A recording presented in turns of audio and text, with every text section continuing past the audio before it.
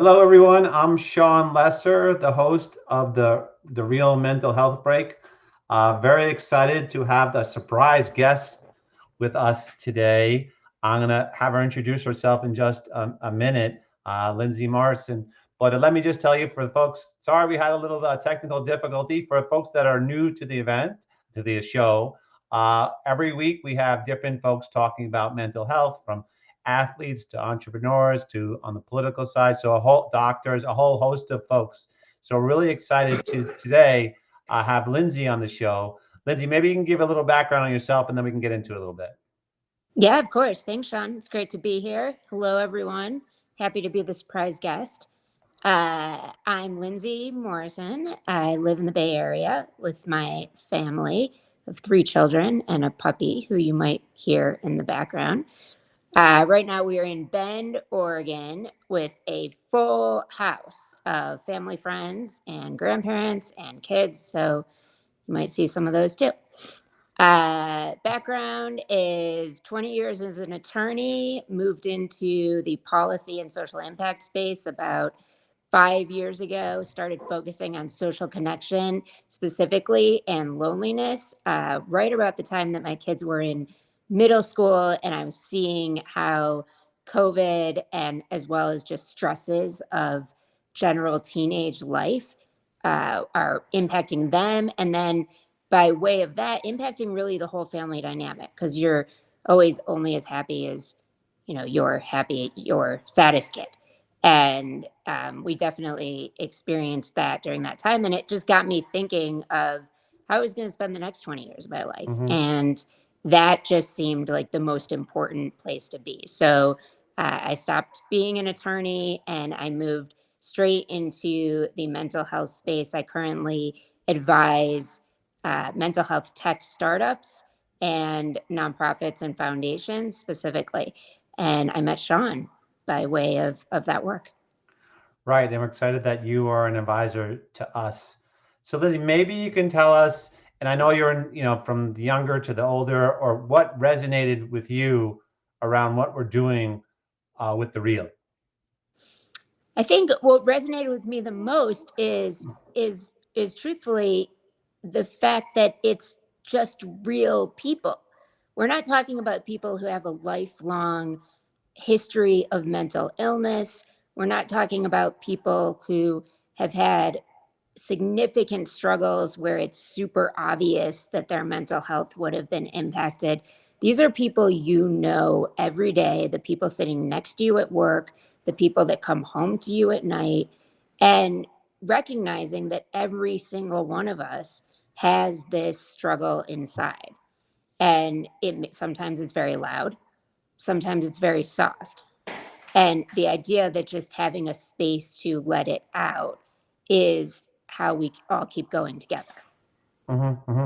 And what about the focused? I mean, we say, we're working with men, but it's about the whole family. It's about the women, the kids. I mean, what about the men's side did you find interesting? I mean, that's where we're starting, but it's going to grow. Yeah, yeah, of course. Well, I think have the men who lead a family often have the biggest struggle sharing what they're feeling. And what that can do is kind of like fester in a system and leave it to the other members of the family to kind of eggshell around whatever this thing is that's going on inside this person who isn't talking about it. So there's this focus on men because it's the hardest group um, to release right now. Right, because guys don't want to talk about this. I think it's something 40% of guys don't want to talk about this subject. Three-quarters of all suicides happen by men. But I would talking about what you said, it happens to, this affects everyone. So we were just in Austin, Texas, and we were given a presentation. And then we were going through the data. Data is great. It says one third of all Americans are under anxiety and stress, et cetera, and how it affects the workforce. But then basically I asked the people, I said, please raise your hand if you, someone in your family, or someone of your friend has been negatively affected by mental health. And every single person rose their hand. So data is great, but it's also kind of what's happening in the real world. Yeah, Um, that's absolutely right. It's real life, and there's just this pressure that people don't often see. And I think that's what you found in Austin. I think that's what you're seeing in all the work that you're doing across the country. It's it's also the other thing about men is men coming together with other men often mhm. creates a community that can't be replicated at work. It can't be replicated within the family. It's like this outside unit that needs to happen in order to have this release. And then you were an attorney. Well, you still are an attorney, Mm-hmm. entrepreneur, dealing with founders. You're also traveling around, going to different events around mental health. I'm trying to figure out what trends are you seeing on let's call the entrepreneurial side in terms of companies or apps, or what are the resources that you're seeing that might be coming down the line? Yeah, that's a really good question. So I think what we're still seeing is Gen Z very interested in speaking about anxiety and depression. It's very top of mind for them. They understand the things that are causing it. They tend to blame world circumstances. What we're not seeing a lot of still is talking about predeterminants of those ailments. So, for example, we're not talking about kids talking about loneliness at all. We're trying to get more of that out there, but we're not seeing that that's a comfortable place to start talking. So, we're still trying to get the younger generation to open up about what might be the causes of the things that they are comfortable talking about, which is this anxiety, depression.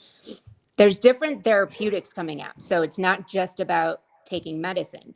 It's Mm-hmm. there's apps, there's like cognitive behavioral therapy apps that aren't required. You aren't required to have a therapist while you're doing them. You just practice the things that these apps say. They have huge scientific backing behind them. And you can do these things in addition to potentially seeing your therapist or peer to peer support. We're also, speaking of that, we're seeing a lot of peer-to-peer support coming out because there's a scarcity of therapists, and there's a scarcity of therapists that look like the people who want to go to therapy. We have a very homogeneous group of licensed psychologists out there, and marginalized groups or just any diversity is hard to find someone. So there's a lot of therapeutics out there trying to get at that population. Peer-to-peer support is a very good one. They're trained with people with lived experience. You get matched to someone who's been trained to support you. And then what about, no, that's great information. So what always comes up also, we're just talking about younger people, but older people too, is the influence of social media. And basically, yeah, I have a 14 and 16-year-old, and they're, scrolling through TikTok, a large part of the day. Honestly, I'm looking at it, a good part of the day because it is entertaining and it is addictive because you get a dopamine rush. But what are people out there kind of in the world that you're seeing? What are they saying about these different things? I think it's twofold. I think there's definitely not enough evidence to say that that dopamine rush is a bad thing. There's Mm-hmm. not enough evidence to say that it's a good thing. So there's still like the greatest doctors, the Surgeon General. While the Surgeon General is recommending, reduce your social media, it is also saying at the same office is also saying at the same time we don't have enough evidence to show exactly what's bad about it. There's just this feeling that something's going on out there that is making kids very sad, and we should all pay attention to it. I think that's right. I think the more you know about what you're doing while you're scrolling on social media, that is how you're going to help. So parents out there, if your kids are on social media, my kids are on it, but they know that they're on it and they're feeling this way because I've helped them understand that this is why they're feeling this way. So I think the most important thing is you don't leave kids in a room on social media all day long. You need to be talking about what they're seeing, how they're feeling while they're seeing it, while they're seeing it, and what it is that like wants, what it is that is asking them to keep doing that, and then give Mm-hmm. them breaks. Social media breaks are huge. Thanksgiving is a great time to have a social media break. Sure, sure. And for me and for kids and for myself, I think social media enforces this, I like to call it a comparathon, right? Because Yeah. you're seeing on social media, you're seeing basically the total hyped up highlight film of other people's lives, right? And you don't see people really frowning. You see them all smiley and happy and doing all these things and taking pictures of their food and this, that, and the other thing, right? So, and then you're comparing yourself, especially hard for kids, even adults. Now you're going to compare yourself to what you see on that screen, which is not real, right? I think that's especially challenging for kids that don't know any better, and they're just going to assume, look at this person, look at the amazing things that they're doing, and who am I, right? I don't know what your feeling is on things like that, Lindsay. I think that's absolutely right, and I think that's why it's so important to speak to your kids about what's making them feel like that. You wrote a great post, Sean, this morning on LinkedIn about the Mm-hmm. comparathon. I'd suggest everyone read that because it's real and it's what your kids are feeling too. What I do want to say about social media, because we often forget this, especially in the communities that we live in, is there are a lot of people who don't have the support at home, Mm-hmm. especially marginalized communities, LGBTQ youth, that really do find their community on social media. And we do have to recognize that as a very good thing. There's Sure. also a lot of like Gen Z mental health conversations happening on social media. I know my son found some very powerful statements that resonated a lot with him about purpose in the world, about reminding him and reminding everyone that they're important and that you're here for a reason. And there are some of those really good things happening on TikTok and YouTube as well. Mm-hmm. But the key here is parents staying involved. Right. No, that makes sense. So how do you stay involved?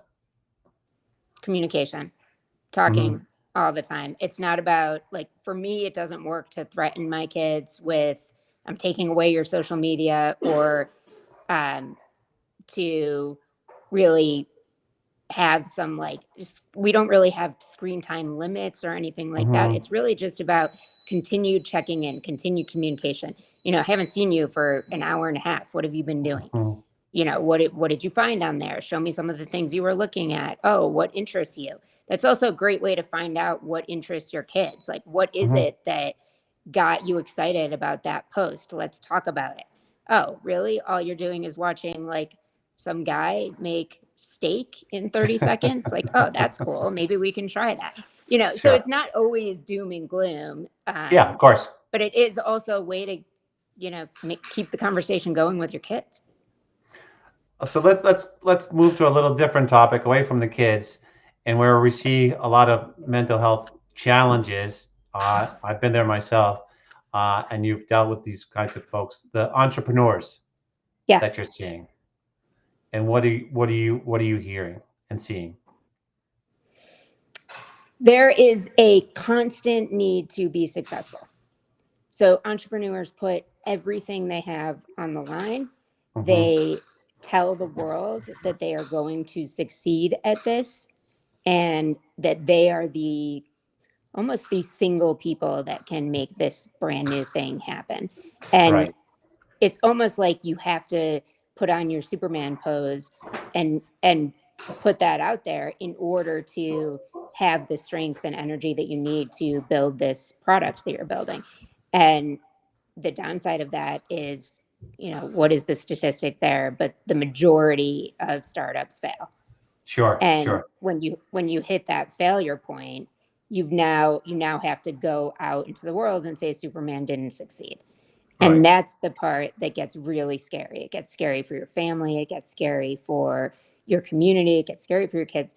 But what the real can do, actually, in that regard, is bring the community of entrepreneurs together. And I don't mean that as an advertisement for the real, but that is what you're trying to do, right? You're Sure. trying to Sure. bring like-minded people together. And often you find that entrepreneurs are this certain type of person that kind of need to come together with other entrepreneurs, because those are the only ones who understand them. Sure. No, it's a peer-to-peer type of thing. I think a big thing for entrepreneurs or also athletes too, and folks, is that, or mostly everybody, is your identity gets baked into what you do. And that's what happened with me, with my company. I was there for 16 years. And once I wasn't there anymore, who am I? What am Mhm. I? Right? What's I'm a loser, or things like that. So people will be reinforced that you think their whole life is that specific thing, and it's hard to see that you're not, right? I think that's also a challenge in the world, honestly, kind of reinforces that, right? That you are your job, but that's not actually the truth of it. I think especially with entrepreneurs, that's where you put everything into something, and like you said, some lots of times it doesn't work out. Then what do you do? You know? Yeah. And I'm not an entrepreneur. Maybe I guess I am now Yeah, in you are. terms of having my own firm, but 20 years as an attorney, like that's a pretty big label to put on you. I raised 3 kids as an attorney, and a year ago said, okay, I'm not practicing anymore. Right, And even for kids, it's like, okay, well, what do you do now? Well, right, like, I don't know what that label is. And it's sure, interesting how kids grow up thinking, well, I'm going to be this thing. yes, And then you are that thing. Well, that's not actually who you are. That's what you do. But that's not the way we're teaching it. And entrepreneurs just have this extra dose of that because, truthfully, if you aren't doing that entrepreneurial thing you're doing every single minute of every single day, you're even more likely to not see the success you want to see. So it really does become their identity for at least a little bit of time. yeah. That also goes to when you're talking about doing stuff over and over. I had that same thing of, what am I doing right now to be productive? Like, Yeah. it's always like you're in this always doing, not being, that I'm always thinking like, what am I doing at this moment to, move forward, whatever the heck that means, right? And you get lost in that, and you just get, it comes into a cycle that you're just doing for doing sake. And I think that's kind of our society, is Yeah. there's a lot of just doing, and then you're like, what, why the heck am I doing all this stuff, right? So but it's hard to see that. I don't know what your feelings are. Well, you're also seeing it's like I've been doing for so long. I need a 3-week vacation, or or you go on a 1-week vacation and you don't feel like you're rest in the way, and you're like not ready to go back. Some studies are coming out that is you don't really need a 1-week vacation. You don't need a 3-week vacation. You need a beat, like you need a minute. You need 5 minutes between All your right. back-to-back meetings. That actually, there's an interesting kind of like brain capacity study that Microsoft just did about having 4 back-to-back meetings versus 4 meetings with 5-minute breaks in between. You need like some creativity jolt. You need to read fiction, which I need to be Mm-hmm. telling myself that more, because all the books I read are kind of productivity books and how to learn Sure. something else in my life. You need to sit there and read fiction and get that creativity from that. Find things that bring something else out in you. It's not all about going at 100% and then stopping. It's about kind of balancing. Yeah, that's really hard for me personally too, to kind of just stop. I'm trying to stop, but it's challenging. Especially, I was in the world of finance, and that's just like go, go, go. What's next? Sell, sell, sell. So it's hard to have your brain run on a different frequency. And it also feels like in with kids, there's just a lot of, I don't know, when I was a kid, there was some running around. We'd have games, this, that, the other thing, but it just feels like it's even more intense now.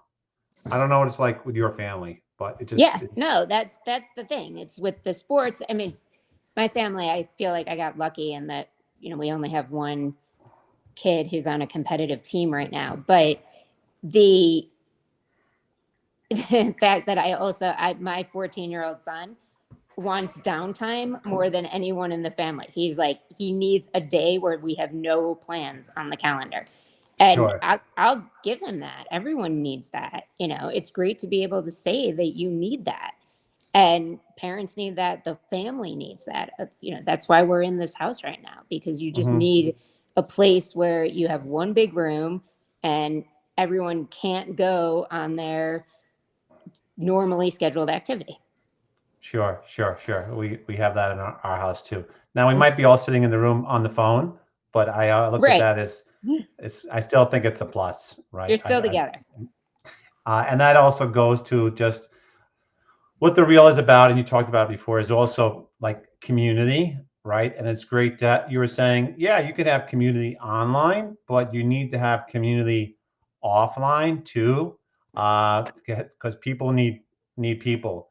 I think, especially for me, when I was in my, bad space, and I was in treatment centers, it was almost like I just needed to be around humans. I remember like sitting in my room and be like, no, I can't sit in this room. I have to be out in the hallway or whatever it is. I don't know. There's something just in our DNA that makes you feel that way. That's just the way humans are Yeah, that's wired, I yeah, think. that's science. People need people. Yeah, yeah, yeah. So how do you within your family and your group, right? How do you try to build community? Uh, that's a good question. I would say our biggest, well, this is really anyone. Really, you Mhm. build community over shared passions. So the I think the hardest thing for parents and successful people that are, the people that you're typically talking to, even kids, it's hard to figure out what that passion is Mhm. and then go find other people that like it, because you just don't have time to be like, what hobby is it that I like, or what is this thing that I'm enjoying. And I think that's the crux of it, is figuring out, well, what's something you want to be doing. And chances are, if there are other people doing that same thing, you might find a community there. Is it pickleball? Is it tennis? Is it going to the driving range? Is it having all your friends over to play Mario Kart? You know, whatever that passion is, I think that's how you end up building that community, because you're actually talking about something you all enjoy. Sure, sure. And I think the internet makes that a lot easier, actually, to find people that have a similar interest to your own.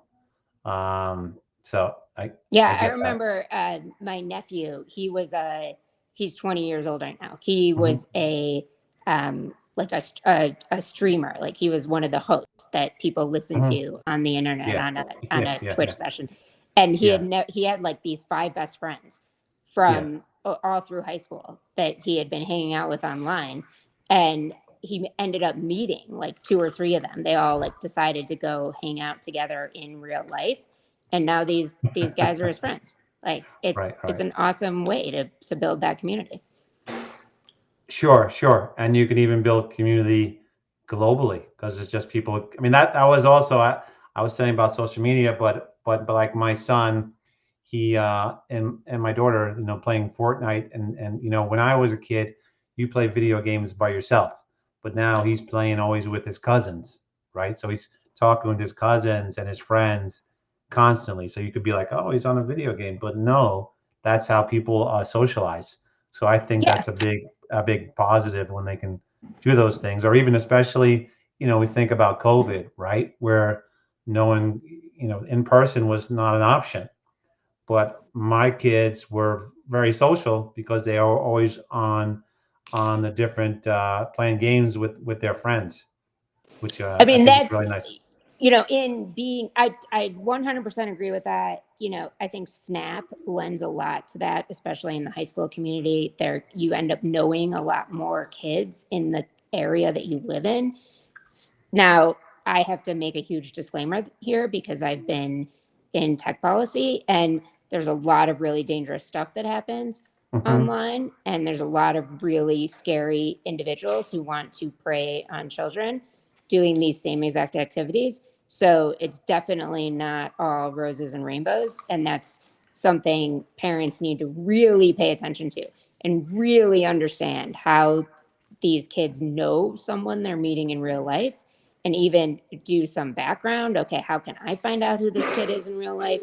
Mm-hmm. Those are really important steps that need to be taken. But other than the danger factor, you're Right. right that there are some really, really big positives. And typically, those are the stories that are happening. What is Snap? I'm not familiar with that. Should I know You're what that is? kidding. I apologize. I don't know.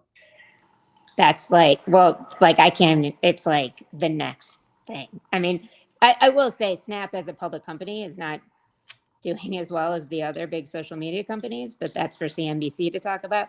Yeah. Snap generally is it's a social media activity where you can like message someone and then it goes away by the end of the day.